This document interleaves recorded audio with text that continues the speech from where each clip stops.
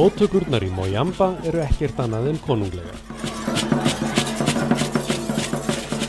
Við förum skrúðgöngu í gegnum Moyamba að athvarfinu í útjaðri bæjarins.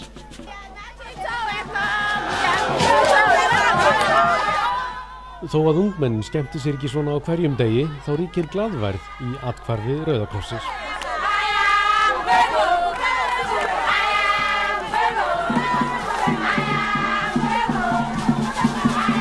Unga fólkið sem útskrifast frá Moyamba athvarfi Rauða krossins í Sierra Leone hefur fengið nokkuð sem afar sjaldgæft víða í Afríku.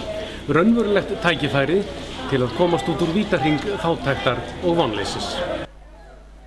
Í nokkrum snyrtilegum húsum læra krakkarnir að lesa og skrifa, fá margvíslega ráðgjöf og stuðning og nema iðn að eigin vali. Við komuna fá nemarnir tæki og tól sem tengjast iðngreininni og þau tól fá þeir svo með sér að námi loknu.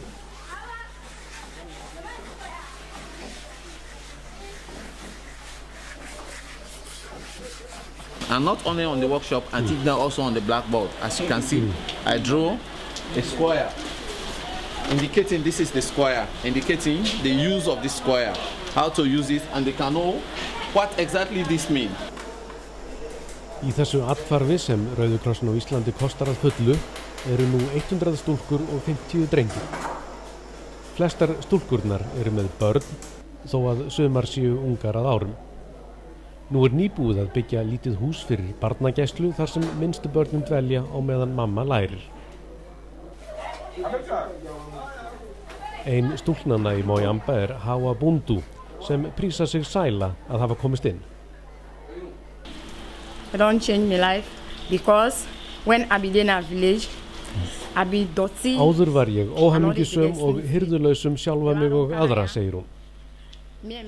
Núna tek ég þátt í félagslífi, hef gaman af að tala við aðra og er bjartsýnni á lífið.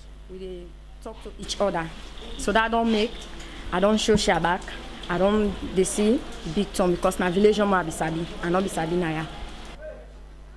Lífið fyrir utan er engin dans á rósum fyrir ungt fólk.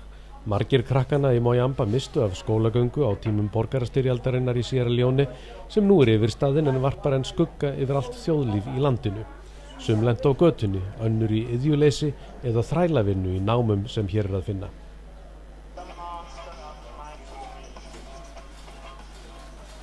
Sara Tibundi útskrifaðist frá athvarfinu í Moyamba árið 2011.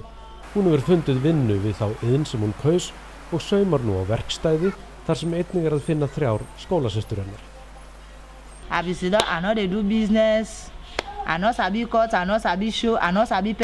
Ég var iðjulaus og kunni ekki einu sinni að klippa, sauma eða nota fótstigið á saumavélinni.